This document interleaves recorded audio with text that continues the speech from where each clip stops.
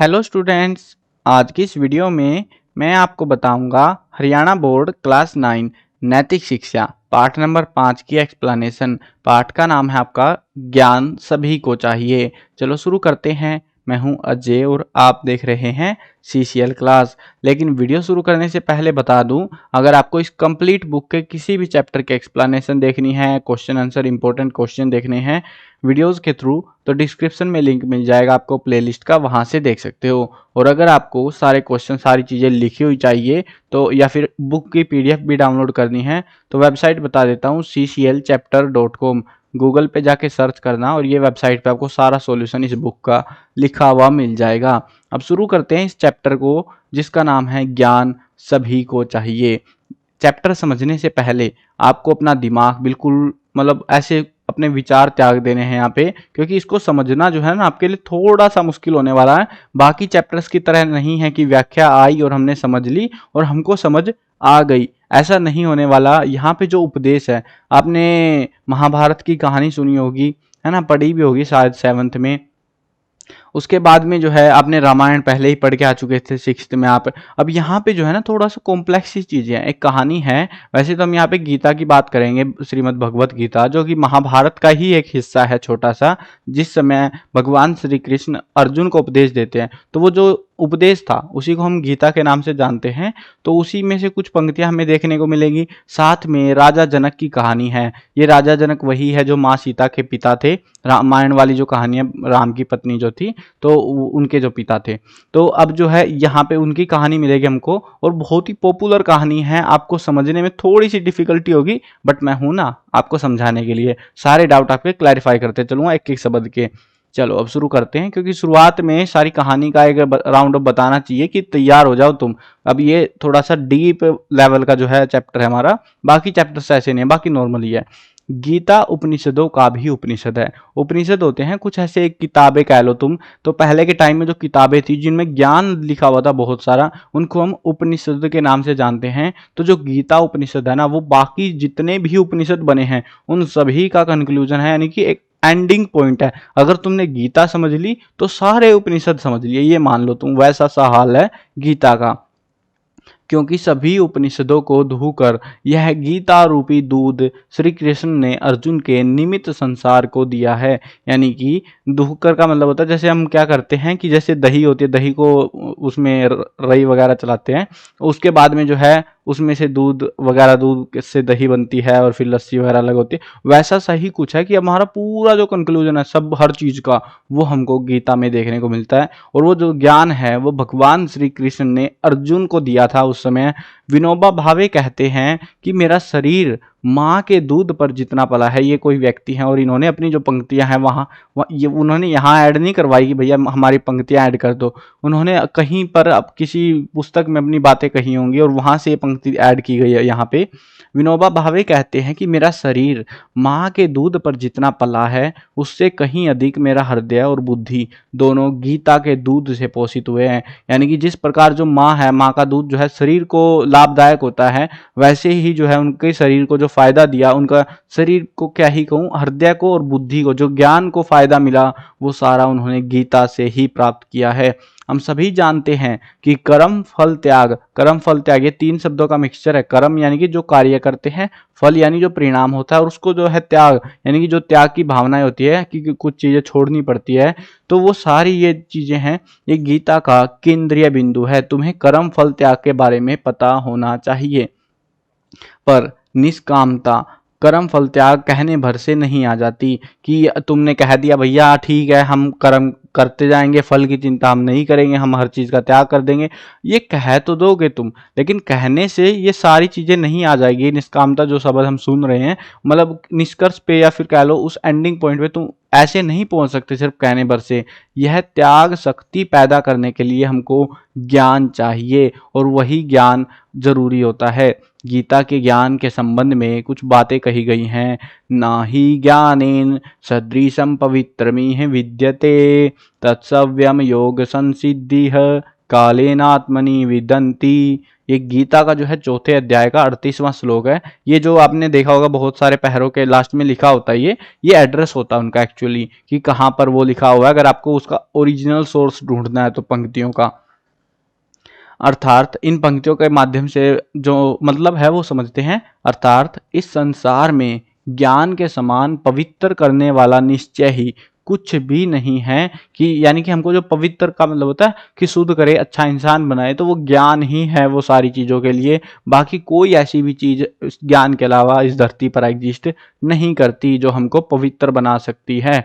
योग सिद्ध व्यक्ति पवित्र अंतकरण होने पर, जब पवित्र अंतकरण पवित्र हो जाता है ना, वो योग वगैरह करते हैं, सिद्धि लेते हैं, स्वयं ही इसको आत्मा में पा लेता है, अपने आप उसको ये ज्ञान मिल जाता है। इस ज्ञान की तलाश में मनुष्य आदि काल से ही रहा है कि हमको जो है वो सच्चा ज्ञान, ज्ञान तो तुमको भी मिल रहा है, मैं कह दूं भैया किताबें पढ़ ली हम ज्ञानी बन गए, वो ज्ञान अलग होता है। ये जो ज्ञान है इस दुनिया का ज्ञान, ये रियलिटी मतलब जो हमको दिख रही है वो नहीं, जो नहीं दिख रही है वो भी, उसके बिहाइंड द लॉजिक्स क्या हो रहे हैं, ऐसा हो ही क्यों रहा है। ऐसे पहले के टाइम पे बहुत सारे सवाल थे और बहुत सारे लोग इसी ज्ञान की तलाश में निकले थे। आपने पॉपुलर जो कहानियां हैं महात्मा बुद्ध की हो गई और साथ में जैन महावीर की हो गई, ये जो कहानियां पॉपुलर कहानियां ये आपने सुनी होंगी। ज्ञान की तलाश में लोग निकले थे और उनको ज्ञान की प्राप्ति हुई, बहुत लेट हुई लेकिन हुई उनको। और ऐसे ही होता है ज़्यादातर टाइम पे। यह आवश्यक नहीं कि यह ज्ञान हमें बड़ों से ही प्राप्त हो, यदि हमें अपने छोटों से भी ज्ञान मिले तो उसे प्राप्त करने में संकोच नहीं करना चाहिए। यानी कि ज्ञान जरूरी है हमारे लिए और वो मैटर नहीं करता कि उसकी एज कितनी है, वो कैसा दिखता है, क्या है। ऐसी ही एक कहानी है जिसमें महाराजा जनक यानी कि माँ सीता के पिताजी छोटे से निशस्त्र यानी कि दिव्यांग बालक जिसका नाम था अष्टावक्र, इससे ज्ञान प्राप्त करते हैं। और कहा जाता है कि महाराजा जनक के जो गुरु थे ज्ञान के मामले में, ज्ञान देने वाले जो गुरु थे वो अष्टावक्र थे। और उन्हीं की ये कहानी हमको यहाँ पे दी गई है। इस कहानी को अच्छे से समझना और मैं आपको समझाऊंगा। और कुछ जो ज्ञान है, देखो हमको ये कहानी सुननी जरूरी नहीं है, जरूरी उसका ज्ञान है जो हमको समझाने की कोशिश है। जो एंडिंग कंक्लूजन पॉइंट है वो मैं लास्ट में डिस्कस करूंगा, ठीक है। 8 अंगों से मुड़ा तुड़ा, अब यहाँ से कहानी हमारी स्टार्ट होती है। 8 अंगों से मुड़ा तुड़ा पैदा होने के कारण एक बालक का नाम अष्टावक्र पड़ गया, अष्टावक्र रखा गया। अष्टावक्र का मतलब 8 जो है, इससे 8 अंग जो थे उसके टेढ़े मेढ़े हो रखे थे, इसलिए उसका नाम अष्टावक्र रखा। उसको माता से संस्कार मिले, पिता से सदाचार की शिक्षा, निरंतर ज्ञान साधना में जुटा रहने के कारण जुटा रहने वाला अष्टावक्र निर्भीक हो गया। निर्भीक यानी कि किसी का कोई डर नहीं, तो वो वैसा हो गया था अष्टावक्र, किसी से कोई फर्क नहीं पड़ता, किसी से कोई डर नहीं था। अब इसको शारीरिक कमियों ने उसको कभी चिंतित नहीं किया कि मेरी टांग की हड्डी टेढ़ी है, ये है वो है, मैं बोल नहीं सकता, मैं ये वो, ऐसी जो ख्याल आते हैं लोगों के मन में जो अपाहिज होते हैं। तो अब कहानी में जो है यहाँ पे जो अष्टावक्र की जिंदगी थी, उसकी जिंदगी भी कुछ आसान नहीं थी, लेकिन उसने उसके बारे में कभी चिंता करी ही नहीं कि ये शारीरिक कमियां मेरे अंदर है। वह जान चुका था बचपन में ही कि शरीर आत्मा के वस्त्र की तरह है। आत्मा के वस्त्र क्या होते हैं, मतलब कि जो शरीर है ना, जैसे हम लोग कपड़े पहनते हैं अपने आप को ढकने के लिए, वैसे ही शरीर है, बस आत्मा को ढकता है बस और कुछ नहीं। जिस प्रकार फटे पुराने कपड़े मनुष्य को आगे बढ़ने से नहीं रोक सकते, उसी प्रकार शारीरिक कमियां भी बाधक नहीं बन सकती, वो हमें तरक्की करने से नहीं रोक सकती। जो कि आजकल तुम देखते भी होगे कि बहुत सारे ऐसे लोग हैं कि अपाहिज भैया 5 रुपए दे दे, 10 रुपए दे दे, क्योंकि वो लोग काम करना नहीं चाहते, वो ऐसे ही अपना गुजारा करना चाहते हैं। और उन्हीं के चलते आजकल तो भाई 2 पैर भी ठीक है, हाथ भी ठीक है, सारा ही ठीक है बंदा, लेकिन फिर भी उसको मांगना ही है। तो आजकल तो ये भी प्रचलन बढ़ गया है। तो क्या है, वो करना नहीं चाहता, वो अपनी जो है बहाने बनाता है आलतू फालतू के। एक बार राजा जनक ने घोषणा करवाई। अब ये तो थी कहानी कि अष्टावक्र कौन था, क्या था, ठीक है। अब कहानी राजा जनक पे शिफ्ट होती है हमारी, और यहीं से असल कहानी की शुरुआत होती है। एक बार की बात है, राजा जनक ने घोषणा करवा दी, मतलब सल्तनत के अंदर, अपने राजा था ना ये, तो काफी बड़ी सल्तनत हुआ करती थी इनकी, तो वहां पे पूरे सल्तनत में घोषणा करवा दी कि जो भी विद्वान महाराज को यानी कि राजा जनक को ज्ञान उपदेश देगा, ज्ञान का उपदेश देकर संतुष्ट कर देगा, उसको आधा राज्य और बहुत सारा धन दिया जाएगा। लेकिन राजा ने जो है एक शर्त भी रखी, यदि ज्ञानोपदेश संतोषजनक नहीं हुआ, यानी कि ज्ञान तो दे दिया तुमने लेकिन वो मुझे संतुष्टि यानी राजा को संतुष्टि नहीं दे पाया, तो उसको कारागार में डाल दिया जाएगा। तो बड़ा ही कॉम्प्लेक्स था। कुछ लोग जो है धन के लालच में वहां पर जाएंगे, उनको ज्ञान उपदेश देने की कोशिश करेंगे, चलो 50-50 कर ही लेते हैं। अष्टावक्र के पिता भी जनक के सभागार में गए, परंतु संतोषजनक ज्ञान उपदेश न दे पाने के कारण कारागार में डाल दिए गए, कि उनका जो उपदेश था वो अच्छा नहीं लगा राजा जनक को, और उसको भी जो है कारागार में डाल दिया। अपनी माता से पूरी घटना सुनने के बाद किशोर यानी कि जवान हुआ था अभी वो अष्टावक्र, तो उसने निश्चय किया कि वह अपने ज्ञान के बल पर अपने पिता सहित बाकी सभी विद्वानों को भी कारागार से मुक्त कराएगा। अष्टावक्र जब राजा जनक की सभा में पहुंचा तो सभी सभासद हंस पड़े। सभासद होते हैं जो सभा में, जो ऐसे एक राजा होता है, बाकी साइड में लोग बैठे होते हैं ना, तो वो सभासद बोलते हैं बाकी लोगों को। तो वो सभी लोग अष्टावक्र के ऊपर हंसने लग गए। अष्टावक्र घबराने वाला नहीं था, सबकी ओर देखकर वह भी ठहाके लगाने लग गया। ठहाके का मतलब होता है वो भी हंसने लग गया। मतलब पहले कौन हंसा? सभासद हंसे, फिर जो है ये जो अष्टावक्र था ये भी उनके ऊपर हंसने लग गया। अब राजा जनक से भाई चुप थोड़ी ना बैठेगा राजा यार वो। तो राजा जनक ने पूछा अष्टावक्र से, आप क्यों हंस रहे हैं? अष्टावक्र बोला, पहले आप बताइए आप क्यों हंसे थे? जनक ने उत्तर दिया, सभी सभासद आपकी शारीरिक अवस्था को देखकर हंसे थे, जो कि उचित नहीं था, माफ कीजिए। तो देखो, राजा जनक को पता था कि जो हंस रहे हैं शारीरिक कमियों के ऊपर, ये बिल्कुल भी सही नहीं है, लेकिन उसके बाद भी राजा जनक ने उनको नहीं रोका। वो हंस रहे थे, बेइज्जती कर रहे थे एक तरीके से कह लो तुम, और जो कि पता था राजा को कि वो उचित नहीं था, उसके लिए वो माफी भी मांगता है वहां पे उस समय अष्टावक्र ने कहा, राजन, मैं आपकी सभा को विद्वानों की सभा मानकर यहाँ आया था, लेकिन इनको हंसते हुए देखकर मुझे लगा मैं चर्मकारों की सभा में आ पहुंचा हूँ। ये वैसा सा हो गया जैसे मुंह पे तमाचा मार दिया हो। चर्मकारों की सभा होती है, यानी कि कह लो बेकार लोगों की सभा, या वैसा सा कुछ गाली टाइप का हो सकता है ये। तो मतलब कह सकते हो बेइज्जती वाला शब्द था उनके लिए, ठीक है। तो उनकी सभा में आ पहुंचा हूँ, इसी विचार से मुझे हंसी आ गई। बुरा मत मानिएगा। देखो, इसने माफी मांगी, अब ये भी कहता है बुरा मत मानिएगा इस बात में कि मेरे को ये ऐसा लगा, तो मैंने बता दिया आपको। किशोर की बात सुनकर सभासद स्तब्ध रह गए, सारे के सारे बोलती बंद हो गई, सबकी हंसी गायब एकदम से। भाई इसने क्या बोल दिया, चरमकार बोल दिया हम लोगों को। सबके सब लज्जित थे, सबको बेइज्जती महसूस हो रही थी, और राजा जनक मौन थे, यानी वो चुप थे। और चुप हो भी क्यों ना, क्योंकि राजा जनक ने जब उनको हंसने से नहीं रोका, तो अब उनकी जब बेइज्जती हो रही है तो अब कैसे उसको रोक सकते हैं अष्टावक्र को। वे जानते थे कि शरीर नश्वर है, सबको पता था भाई उस समय भी, आज भी पता है कि शरीर एक टाइम पे आके खत्म हो जाएगा। ज्ञान की चर्चा में शरीर के रंग रूप का क्या काम, कि शरीर कैसा दिखता है, तुमको ज्ञान से मतलब है कि शरीर से मतलब है? रूप, रंग या बनावट तो शरीर के धर्म है, आत्मज्ञान से उनका क्या लेना देना। ज्ञान अलग चीज होती है, शरीर अलग चीज होता है।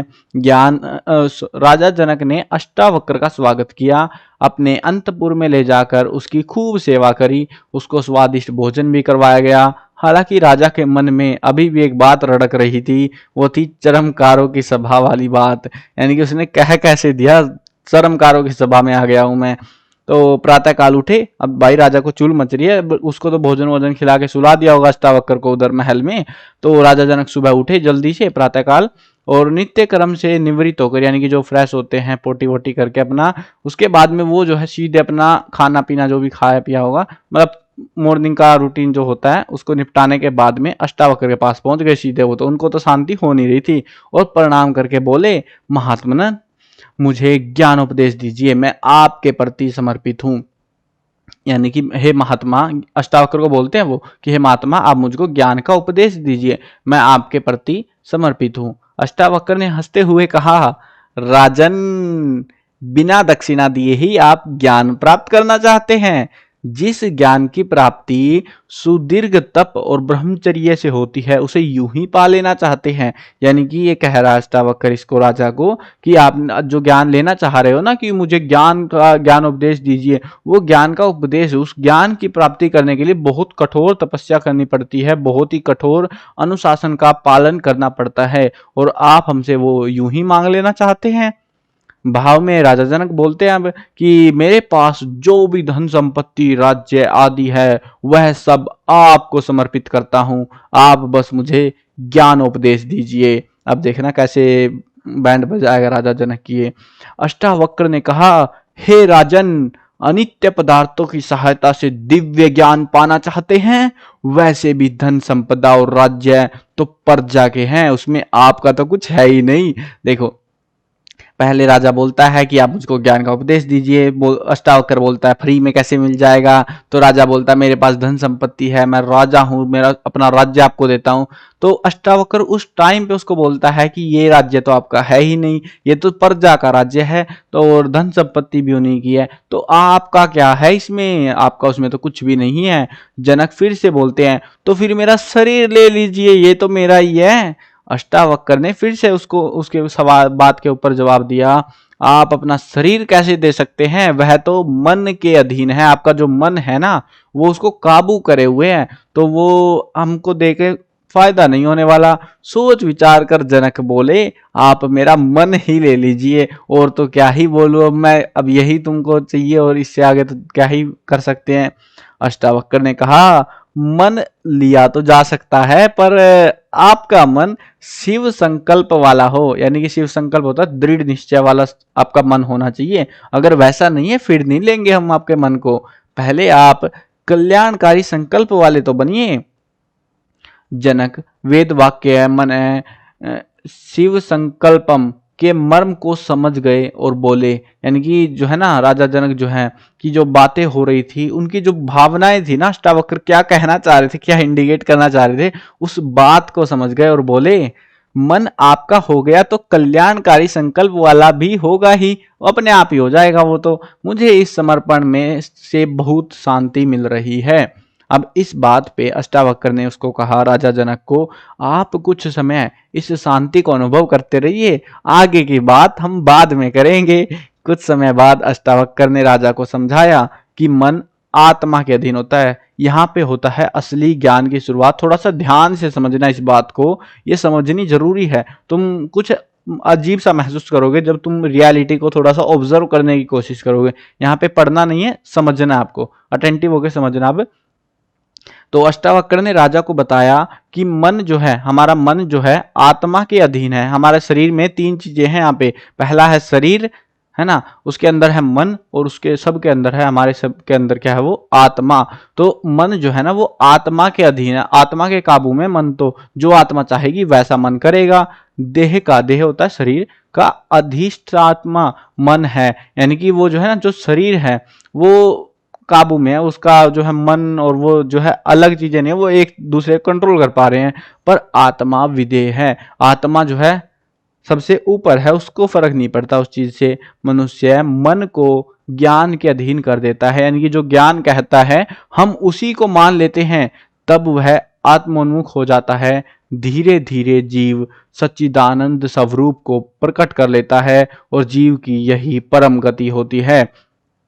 यानी कि धीरे धीरे वो क्या करता है, वो जो है उस असली ज्ञान को, पहले तो ज्ञान था उसको, लेकिन वो रियल ज्ञान को प्राप्त करने लगता है, और उसी टाइम पर जीव की यही परम गति होती है। मतलब मैक्सिमम जितना उसको पता लग सकता है वो पता लग जाता है उसको। शरीर पर ज्ञान की सत्ता स्थापित होने पर ही जीव का आत्मा से साक्षात्कार होगा, वो अपनी आत्मा से मिल पाएगा। अगर वो अपने शरीर पर ज्ञान की सत्ता अगर स्थापित होने देता है तो, और वो भी सच्चे ज्ञान की, ऐसा नहीं आलतू फालतू का ज्ञान। तो ये जो है बहुत ही डीप बात है, अगर तुम थाली बैठ के समझोगे तभी समझ आएगी तुमको ये। यानी कि कुल मिला के यहाँ पे बात ये कही गई है कि अगर आप जो है संकल्प लेते हो, आप किसी चीज को ठानते हो, मन से ठान रहे हो, बिल्कुल दिल से ठान रहे हो कि मेरे को करना ही करना है, तो वो जो है आपको उस समय पे रियलिटी अगर आपको पता है या नहीं भी पता है तो आपको पता लग जाएगी रियलिटी उसके बारे में, और आपको एक सच्चे ज्ञान की प्राप्ति होगी, और उसी टाइम पर आपका आपके आत्मा से साक्षात्कार होगा। तो काफी डिटेलिंग चीज है ये, समझने में थोड़ा टाइम लग सकता है आपको, नहीं समझ आए तो कोई बात नहीं, ठीक है। मैंने पूरी कोशिश करी है कि आपको समझा पाऊं कि जो डीप बात है वो क्या हो रही थी यहाँ पे। आगे बढ़ते हैं। अष्टावक्र ने पुनः कहा, अष्टावक्र बोलते हैं, राजन, आपने मुझे शिव संकल्प युक्त मन दिया था, मैं उसे लौटा रहा हूं। आप ज्ञान पूर्वक शासन कीजिए और आत्मा का अनुभव कीजिए। आप अपनी आत्मा का पता लगाइए। मैं आपका जो मन जो आपने मुझे दिया है मैं आपको वापस कर रहा हूं। जनक संतुष्ट होकर बोले, मैं आपका आभारी हूं, मुझे ज्ञान मिला, उसका प्रभाव भी अनुभव कर पा रहा हूं। आप यहीं रहिए ना, मुझे सेवा का अवसर दीजिए। हंसते हुए अष्टावक्र ने कहा, अच्छा, अब ज्ञान पा लिया है तो मुझे भी अन्य विद्वानों की तरह कारागार में डालोगे? हाँ, बड़े स्मार्ट हो तुम। जनक ने विनती भाव से कहा, अज्ञान में मैंने उनको बंदी बनाया था, अब उन सब विद्वानों को मुक्त कर देता हूं मैं। आपकी तरह वे सब अब आजाद हैं, स्वतंत्र हैं। आप मेरा आभार तो स्वीकारे।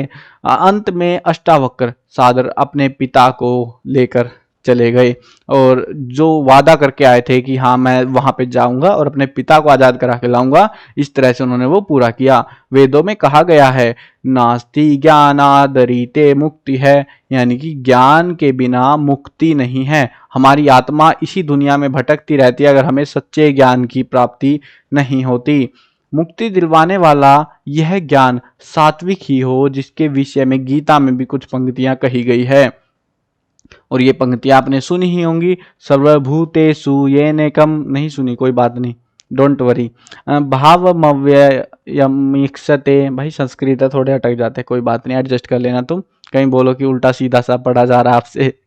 अविभक्तम विभक्तेषु तज तज्ज्ञानम विद्वी सात्विकम, ये गीता का 18वां अध्याय 20वां श्लोक है। तो इसका जो है अर्थ क्या है, जिस ज्ञान से मनुष्य पृथक पृथक यानी अलग अलग सब भूतों में एक अविनाशी परमात्मा भाव को विभाग रहित संभाव से स्थिर देखता है, उस ज्ञान को तो तू सात्विक जान, यानी कि उसको जो है सच्चा ज्ञान तुम जान सकते हो। अब यहाँ पे हमको जो है गीता के पाठ दिए गए हैं, इसमें जो है अध्याय दिए गए हैं अलग अलग से छोटे छोटे से, और इनमें से क्वेश्चन आ सकते हैं। कहीं तुम ये सोचो कि नहीं आएगा, देखो अपने चैप्टर जो अगर बुक में खोल के देखोगे ना तो ये जो है यहाँ तक आपका चैप्टर दिखता है, उसके बाद यहाँ पे क्वेश्चन आंसर स्टार्ट हो जाते हैं। और यहाँ पर एक और चीज है, गीता पाठ इसी चैप्टर का हिस्सा है ये भी, थोड़ा आगे पन्ने पलट लेना अपनी बुक में से, तो वहां पे आपको दिख जाएगा ये गीता पाठ भी, और इसमें से क्वेश्चन आते हैं एग्जाम में, तो इसका ध्यान रखना, कहीं तुम सोचो कि ये एग्जाम में नहीं आएगा, ये आता है एग्जाम में, ठीक है। और ज्यादातर चांस रहते हैं इसी वाले पोर्शन में से ही हमको क्वेश्चन देते हैं। अब 10वां अध्याय देखते हैं। गीता के 10वां अध्याय यानी 10वां संस्कृत वर्ड है ये, 10वां अध्याय का नाम विभूति योग है।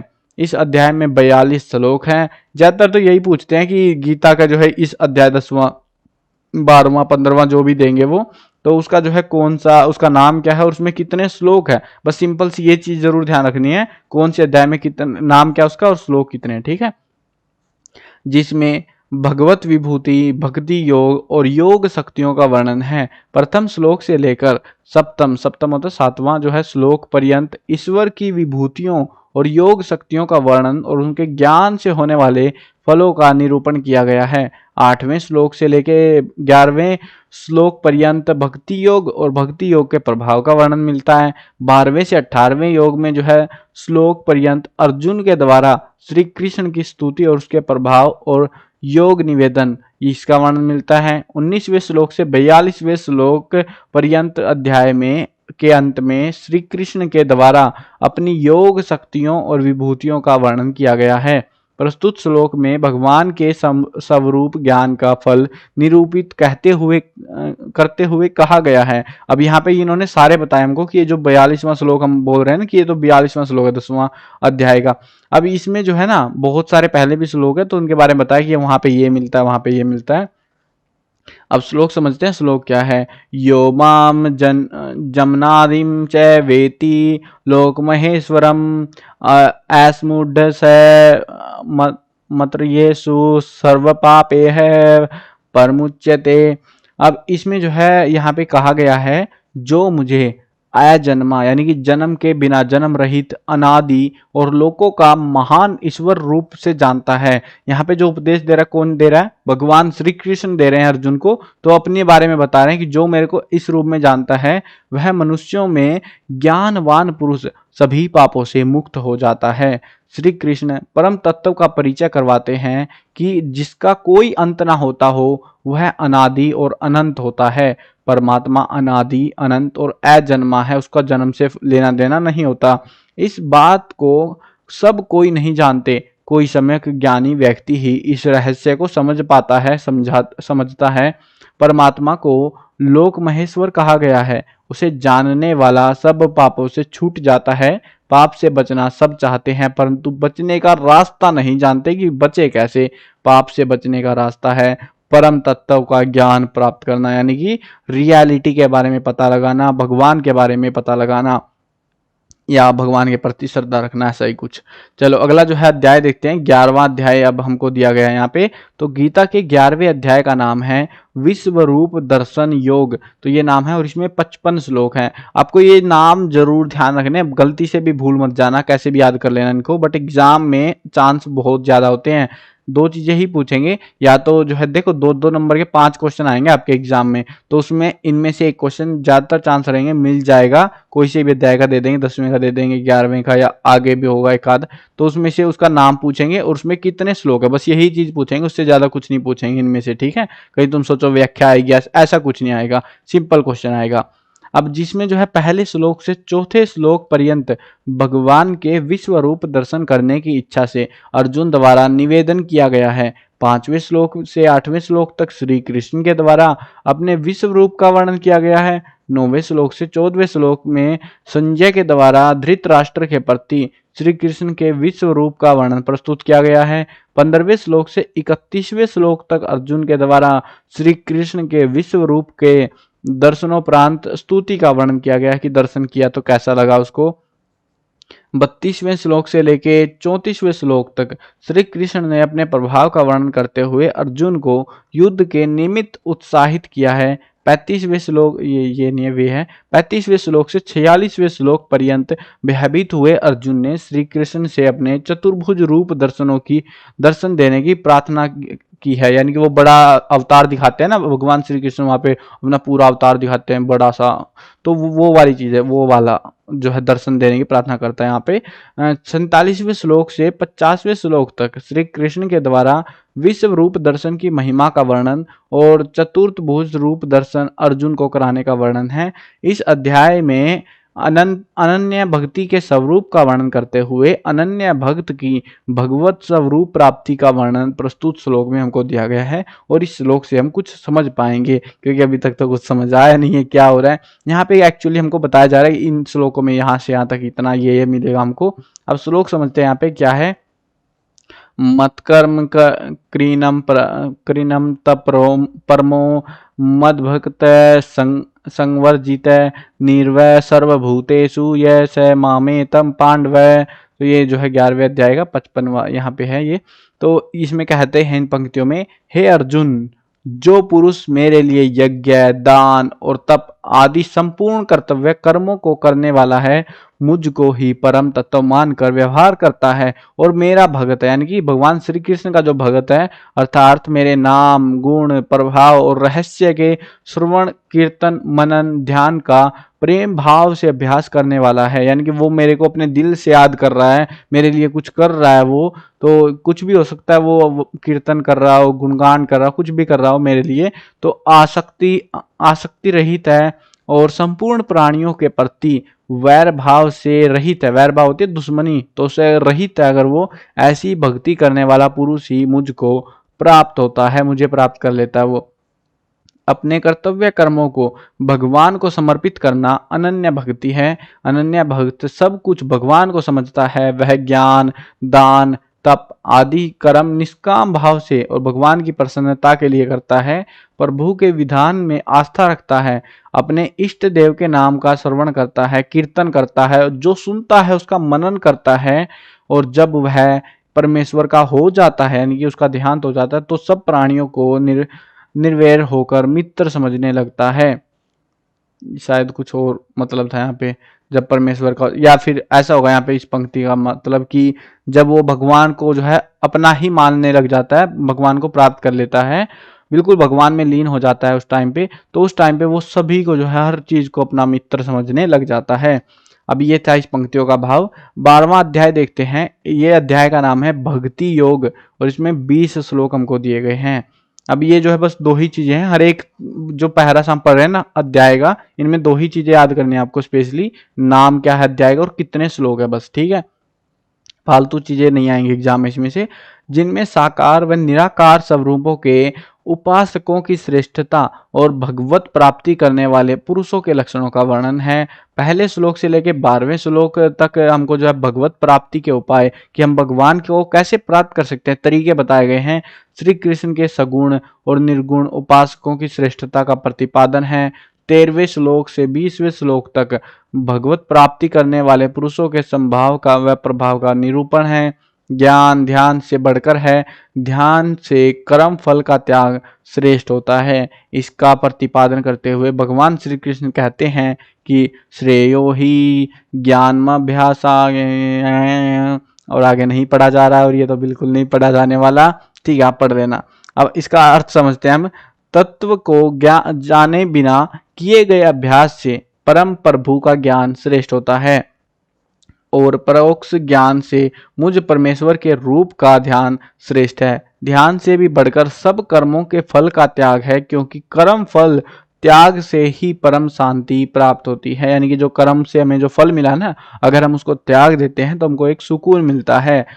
मार्ग सब है, साधक की रुचि, क्षमता और स्थिति के अनुसार इसमें से कोई भी फलदायी हो सकता है, कोई भी तरीका आपके लिए फायदेमंद हो सकता है। जो भगवत प्रेम के में मग्न है वह अपने मार्ग पर बढ़ता रहे, जो ज्ञानी है वह ज्ञान पूर्वक साधना करे और जो ध्यानी है वो ध्यान साधना करता रहे। यानी कि जो जिस काम में लगा हुआ है वो लगा रहे अपना। जो भगवान को समर्पित है वह उस दृष्टि से काम करे।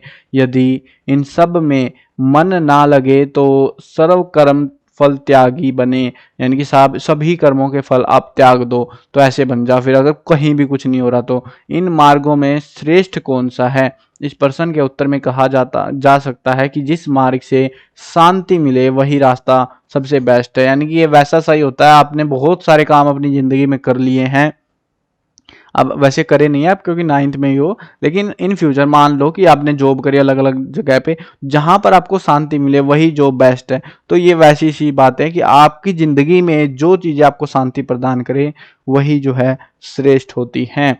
और हर चीज ऐसे शांति, 2 पल की शांति नहीं, प्रॉपर शांति। ठीक है, कहीं तुम 2 पल की शांति के पीछे भाग लो। चलो, ये थे हमारे कुछ श्लोक। इनके बस देखो, इस पूरा चैप्टर का मैं बता देता हूँ। अष्टावक्र की कहानी में से थोड़ा बहुत आ सकता है, कुछ एक आध क्वेश्चन रेयरली पूछते हैं, बट चांसेस रहेंगे आपके। टेक्सचुअल क्वेश्चन कराऊंगा तो उस टाइम पे बता दूंगा मैं आपको। लेकिन इस पूरे चैप्टर में आपको ये चीज जरूर ध्यान रखनी है, 10वां 11वां 12वां 3 अध्याय है यहाँ पे, तीनों के नाम याद होने चाहिए और उसमें कितने श्लोक हैं, ये 2 चीजें जरूर पता होनी चाहिए।